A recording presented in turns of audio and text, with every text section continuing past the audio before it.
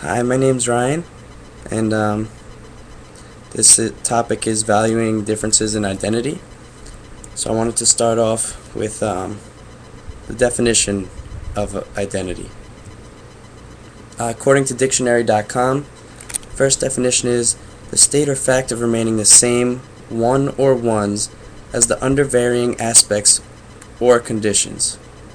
The second definition is the condition of being oneself or itself and not another. It's not until the third definition that they mention character, which they're kind of getting at, but I think it should really be mentioned. It says condition or character as to who a person or what a thing is. But really, if you think about it, what is identity? Like, you see the way I'm wearing my hat, this is the way I normally wear it. And according to my friend's father, it makes me look like a punk. But just by changing it slightly, just little things in life, I don't know, on my earring even, you can see it, and I'm not shaven. That might make people think different things, like I don't care what I look like. If I wear my hat this way, they might think I'm more responsible, as opposed to if I'm wearing it like this, or the way I had it on before. I'm putting it back that way. But, yeah, so those are all things to think about. Identity, I feel like there's a few different parts to it. There's the part where, who are you and what do you look like to others? People will assume your identity based on what you look like. And also, as one of the definitions mentioned, conditions. Do your conditions make you who you are? And then lastly, there's character, who you are. Well, there's two types, I guess, actually. How you act outwards towards others, and how you know who you are inside. Like the videos we've seen earlier in this class, girls that are involved with Anna and stuff online. From the videos last week, you see, I don't remember which video it was, but there's a girl, and she talks about how in school she's outgoing and funny, but she's only herself when she's online. And she talks about how that's when she really gets to be her true self, and part of her identity to herself is being able to talk about these different ways to lose weight and being beautiful, and the only way to achieve that is to be thin and skinny. And now we look at stuff like the videos from this week, like Promises. If you watched that one, I thought it was a great documentary. Afterwards, I was just blown away by it. I didn't know what to think right away.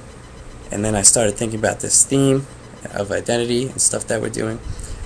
There's kids that are born, that's a big part of identity, what you're born into, well, at least by other people. And these kids are born into this life, and they were talking about parents passing on their lives to kids today, and how when they do that, they pass on all these problems. And you can't do that. You can't pass on your problems to your children. That was the thing that Clay, or Claybone, I don't remember his last name, was trying to get at the very end of his video. And it was mentioned in another one of the essays, and even in the poem Immigrant Blues. The poem starts off right away talking about how it went from father to son, and then from this man to his son. And when you do that, your kids look up to their adults and learn a lot from they learn a lot from the primary caregivers, as we've learned already. And if from childhood you're being told or seeing your father act a certain way, and they're teaching you to act the same way, you're going to grow up and be stuck in the same cycle as them.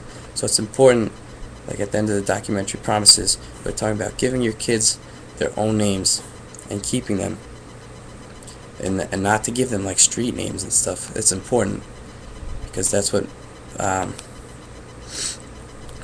will define them. They'll get to choose what they want to make of themselves and how they want that name to be seen by the rest of the world, or even to themselves, which I believe is more important. The same documentary also discussed a lot of, it talked about race and identifying yourself with others and groups, and it even the group you identify yourself with versus other groups.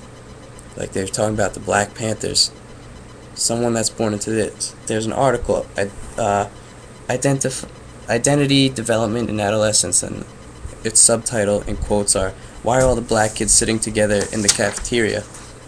Well, these kids all have a common background that has to do with conditions where they live, are brought up the same way, and if they're stuck in that cycle where parents are bringing them into gangs and stuff, not that necessarily everyone that's black's in a gang, but just in this case where it's talking about why are the black kids sitting together, if kids are coming from the same economic background, same social setting, they have very similar experiences, they're going to be able to relate to that.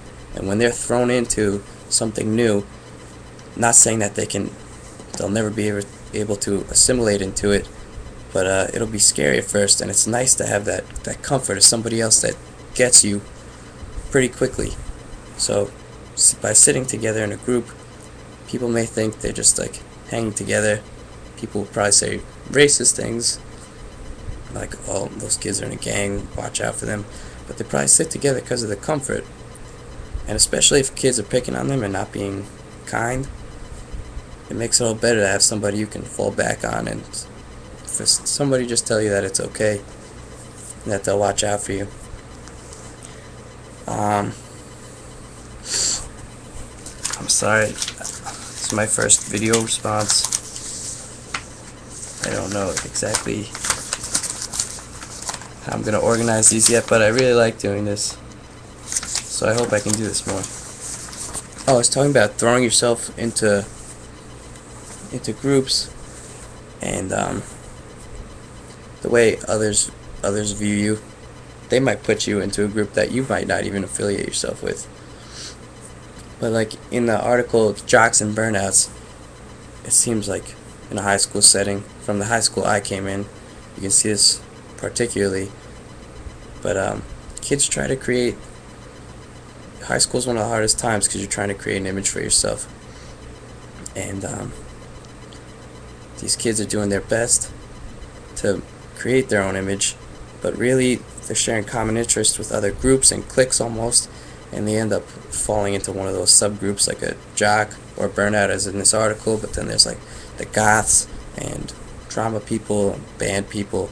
Those are things people have interest in, and even if you don't affiliate yourself with one of those categories, let's say you're really into music, they might say, "Oh, that kid's kind of like a band geek," even though he's not necessarily in the band. He has friends that are in band. It's just a common interest. You like music. That kid, there's people that are in several categories, but for some reason they feel the need to be grouped. You could be on a sports team and also like music. What are you then, a jock that plays music, or a musician that plays sports? I don't see the need to make these categories, but people do it.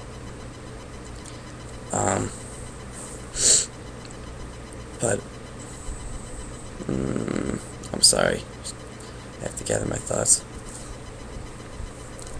So these kids are viewed this way by others, but they might not necessarily view themselves that way. There's people have several different interests, and although society or others might not always get to see what they're interested in, they could still have those interests and value them to themselves, and that's who they are to themselves. And to wrap it up, this is the category of valuing children's identities.